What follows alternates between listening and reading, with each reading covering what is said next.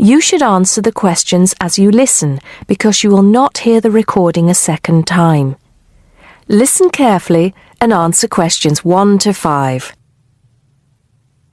Hello, 5-star caterers. Can I help you? Oh, yes. I spoke to you an hour ago about the arrangements for our end-of-term party. Oh, that's right. It's Mr. Saunders, isn't it? Actually, it's Sanders. That's S-A-N-D-E-R-S. Oh, I'm sorry. I'll just get that down correctly on the form. Okay, Mr. Sanders, sorry about that. No problem.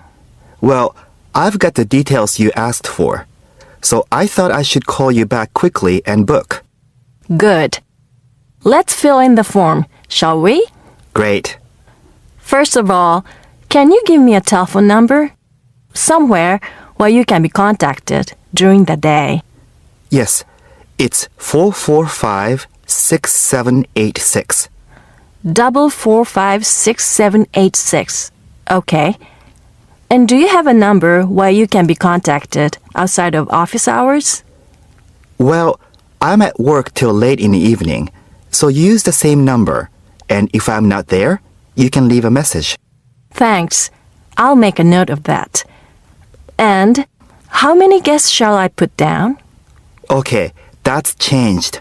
So instead of the figure I gave you before of 85, it's now only 50. It's much lower, I'm afraid, because a lot of people can't make that date. That's not a problem. Can you remind me of the date we'd set? Yes, it's the 25th of June. Okay, that's fine. Before you hear the rest of the conversation, you have some time to look at questions 6 to 10.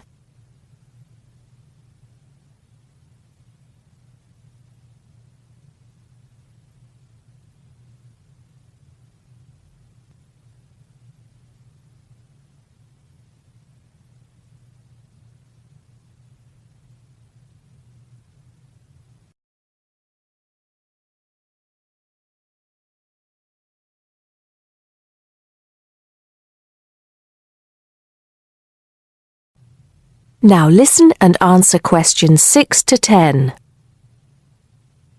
Now, did you have the chance to look at the tables on the website? Yes, I did. And I think the rectangular tables would be good. The long, thin ones. Yes, you could have 2 of those. The only problem is that they're for 24 people. So, you'd only seat 48 people that way. And if you have 50 guests... Oh, I see what you mean. 2 people would have nowhere to sit. What about the square ones? You'd have the same problem with numbers. Usually, for 50 people, we find the round tables work well. Not the smaller ones. They only seat 6 people. The ones that seat 10, the large ones. So do you think we should have 5 of those? I think that would work well. Okay, that's what we'll do then. Fine. And have you decided on the menu you would like? Yes, I think so. But I wanted to ask you, we talked about having the 3-course meal with waiter service, but in the end, we thought it would be a bit too formal. So that leaves the buffet or the 7-course banquet. How much is a banquet again? £100 a head. That's too much and too formal. The buffet is fine. Okay, so I think I've got everything. We'd need a deposit of 50% of the total. Right. What's the total? Just a minute. Yes, it's £30 a head times 50, so that's £1,500. 50% of that would be $750 now, with the balance due another $750 on the day. Great. I'll call in tomorrow if that's okay. I can pay you the deposit then. We'll look forward to seeing you tomorrow then. Okay. Thanks a lot. Goodbye. Goodbye. That is the end of part 1. You now have half a minute to check your answers.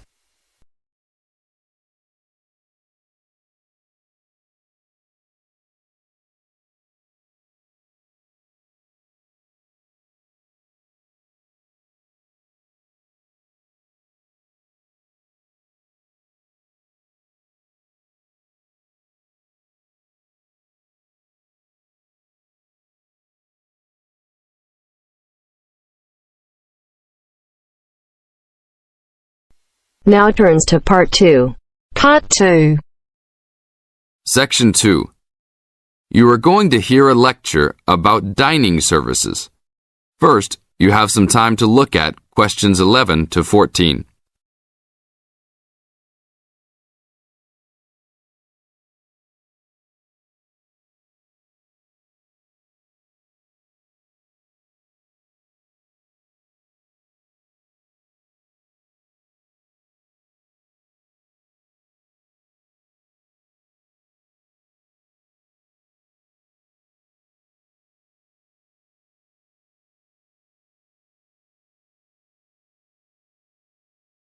Now listen to the tape and answer questions 11 to 14. Welcome to the Dining Commons. This is the newest facility on campus, and I'm proud to say, also one of the best. I know that all university students miss eating home-cooked food. Well, this year, we are hoping to provide students with food and services that will make you feel at home, even without your family. The administration has been listening to the voice of the students. Students gave us frequent suggestions last year as to how we could improve the university. One of the most frequent suggestions was improving the dining options. We have been working hard all summer to come up with ideas that will make student life in the dormitories more pleasant. One of the new options we are offering in the dining facilities is variety in student meals. Last year, there was a set menu for every dinner, so if students didn't like the food, there was no choice. Students had to eat whatever was served. But this new dining facility has 3 completely unique areas, each with a different theme. At every meal, there will be 3 options for students to choose from. For example, there might be Italian food at station number 1, which might consist of pizza and pasta. At station number 2, there would be American food, consisting of hamburgers and hot dogs. At station number 3, there could be vegetarian soups and salads, accommodating all the vegetarians. We hope that with the greater selection of food, all students will find something to their liking. Now look at questions 15 to 20.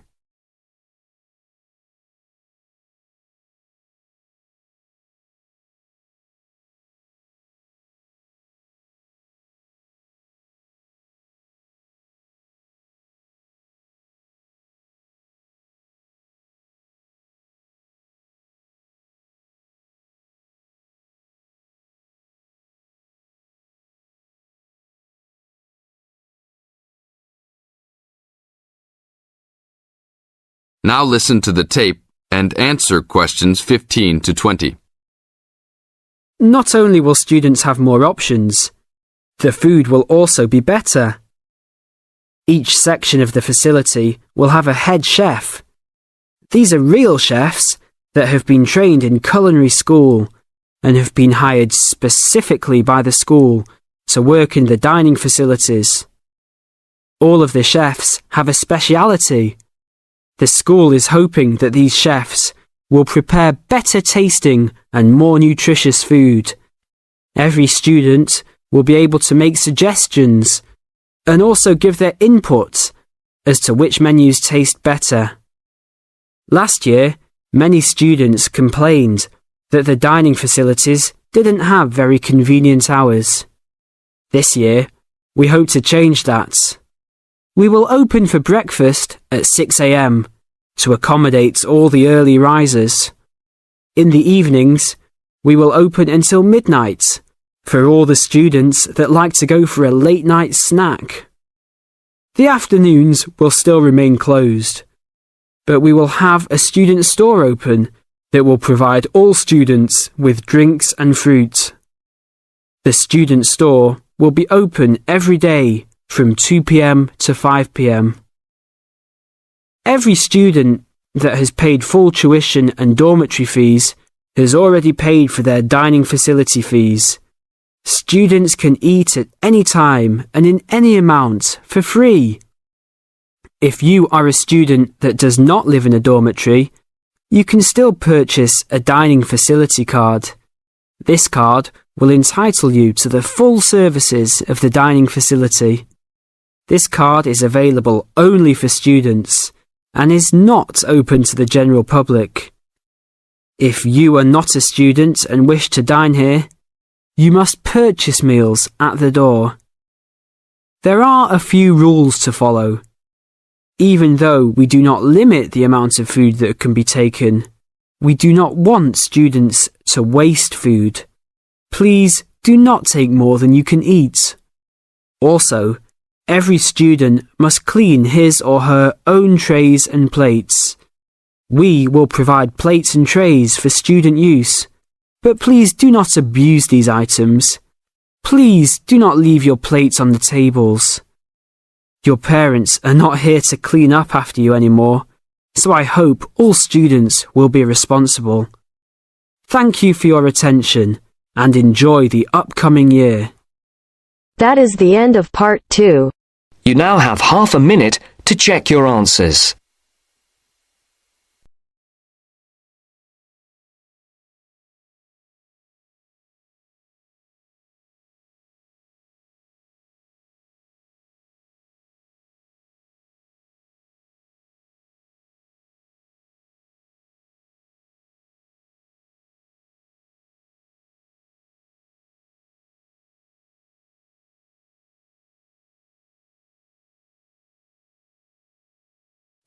Now turn to Section 3. Section 3. You'll hear a tutor and a student talking about the history of the scientific method. First, you have some time to look at questions 21 to 25.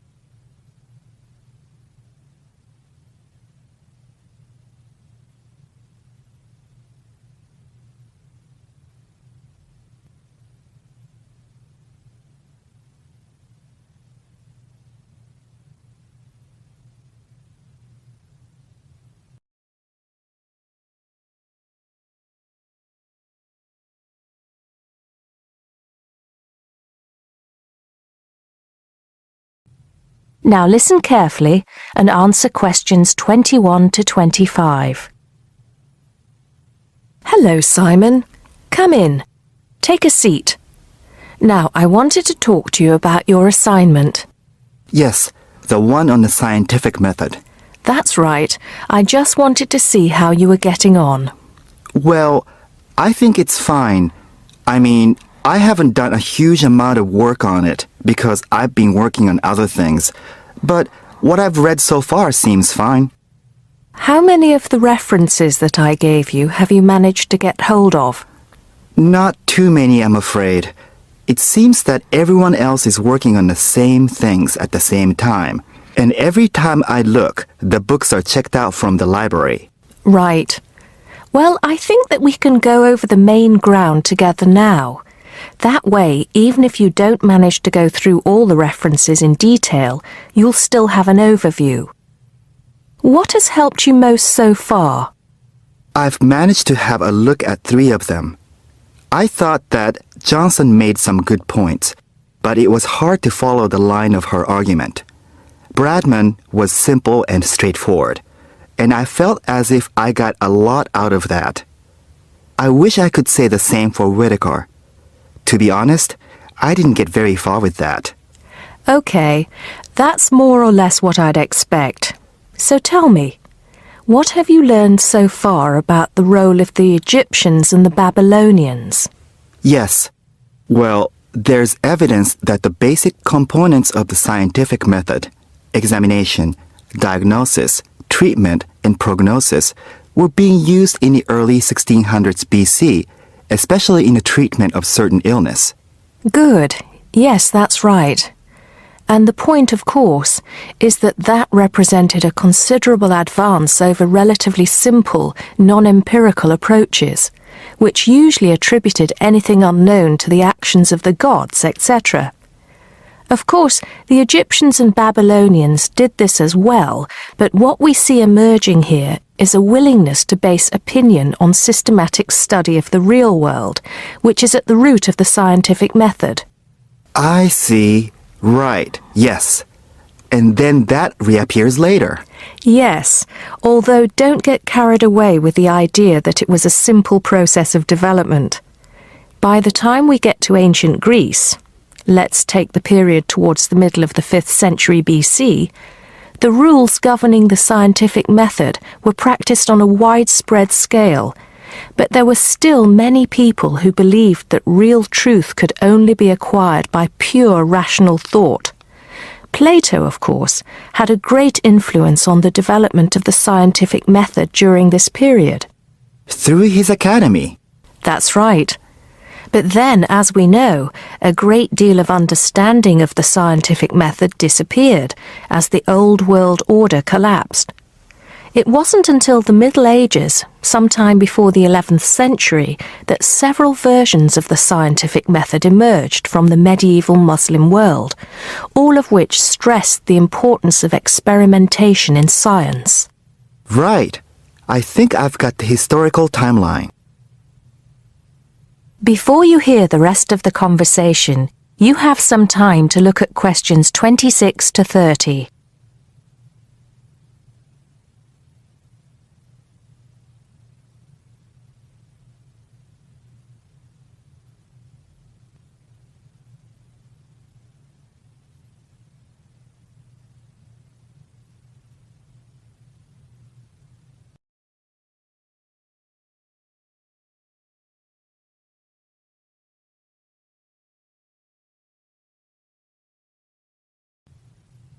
Now listen and answer questions 26 to 30.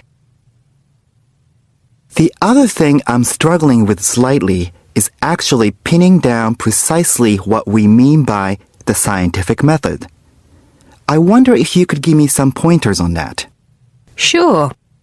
Well, it's best to think of the scientific method as a series of steps in a process which allows us to find answers to questions about the world around us. So the first step is to identify the problem. What is it that you want to know or explain? And then I think the next step is designing an experiment. But you can't design an experiment unless you know what you want your experiment to tell you. Oh, yes. You need to form a hypothesis to be tested before you design the experiment. So there's a very clear relationship between hypothesis and experiment. Having designed the experiment, then of course you go on to carry out the experiment. The particular procedure you follow, the protocol, will differ from experiment to experiment, but the underlying principle is the same. You analyze the data from the experiment in order to confirm or disprove your hypothesis. Assuming the experiment is accurate. Oh yes.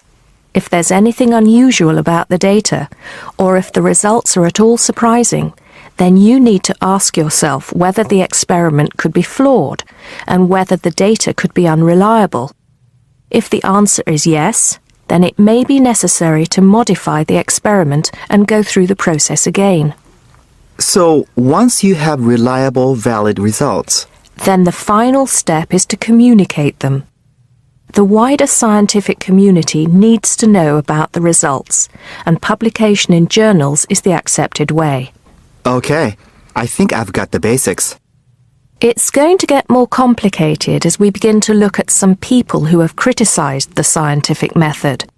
So you need to make sure that you understand things up to this point. Let me know if you have any further problems with it. That is the end of section 3.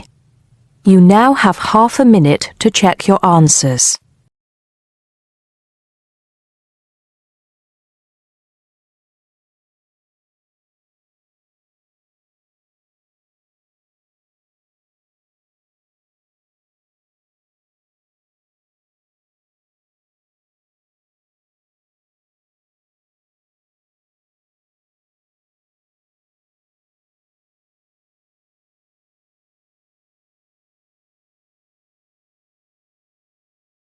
Now turn to Section 4. Section 4. You will hear a lecturer talking to a group of engineering students about the design of a greenhouse. Before you listen, you have some time to look at questions 31 to 40.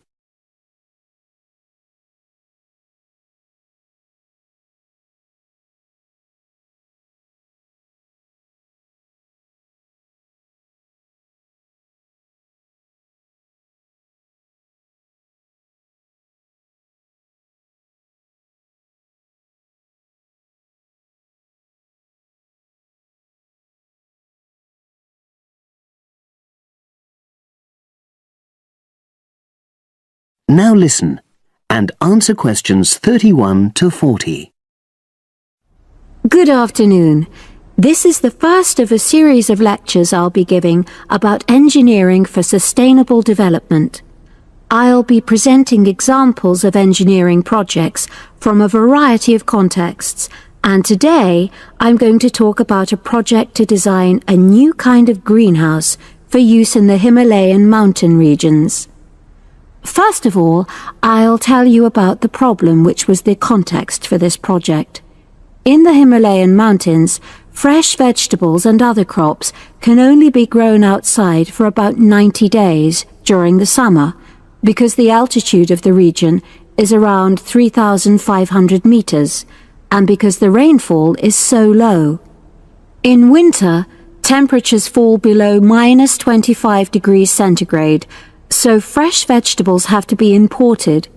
They arrive by truck in summer or by air in winter, which makes them expensive. Local people rely on dried leafy vegetables and stored root crops during the winter, and rarely eat fresh vegetables. But despite the sub-zero temperatures, the skies over the region are cloudless, and there are over 300 sunny days per year. So, an engineering solution was needed to exploit the sun's energy and protect locally produced plants from freezing during winter. And in fact, there had been programs in the past to provide greenhouses, but these were unsuccessful.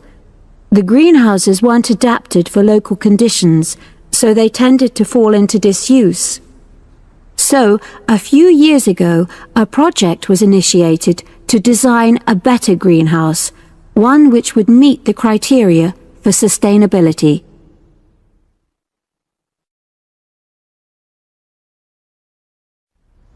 So, what are the criteria for sustainability? Well, first of all, the new greenhouse is designed to be relatively simple, so construction is cheap. Locally available materials are used wherever possible. The walls are generally constructed of mud bricks, made locally, although in areas of high snowfall, more resilient walls of stone are needed. Rammed earth is also used. The main roof is generally made from locally available poplar wood, with water-resistant local grass for the covering. In addition, the construction and maintenance of the greenhouse is done by local craftsmen. So local stonemasons are employed to build the greenhouse walls, and specialized training is provided for them wherever necessary. Then, the greenhouse is designed to run on solar power alone. There's no supplementary heating. And lastly, families are selected to own one of the new greenhouses with great care. they have to have a site which is suitable for constructing it on. They also have to be keen to make a success of using it, and also to share the produce with the wider community through sale or barter. Potential owners are taken to see existing greenhouses before they make a final decision about having one. So, those are the features which make the project sustainable. And now, I'll briefly describe the design of the greenhouse. The greenhouses are orientated very carefully along an east-west axis, so that there's a long south-facing side. The transparent cover on the south-facing side is made from a heavy-duty polythene, which should last for at least 5 years. On the inside of the greenhouse, the walls are painted. The rear and west-facing walls are black to improve heat absorption, but the east-facing wall is white to reflect the morning sunlight onto the crops inside. Finally, there's a door in the wall at one end, and vents are incorporated into the roof, the door, and the wall at the other end to enable control of humidity and prevent overheating. I'll turn now to the benefits which have resulted from the introduction of these new greenhouses. These benefits are of various kinds, but for now, I'll just mention the social benefits. First of all, people who own a greenhouse gain social standing in their communities because they provide vegetables for the wider community, for regular consumption as well as for festivals, and they also earn income. Secondly, because in rural areas it is women who usually grow the food, the greenhouses have increased their opportunities. They bring the benefits of improved nutrition and increased family income from the sale of surplus produce. And thirdly, as a result of their improved financial position, some families can now afford to educate their children for the first time.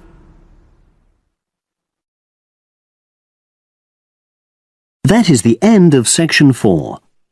You now have half a minute to check your answers.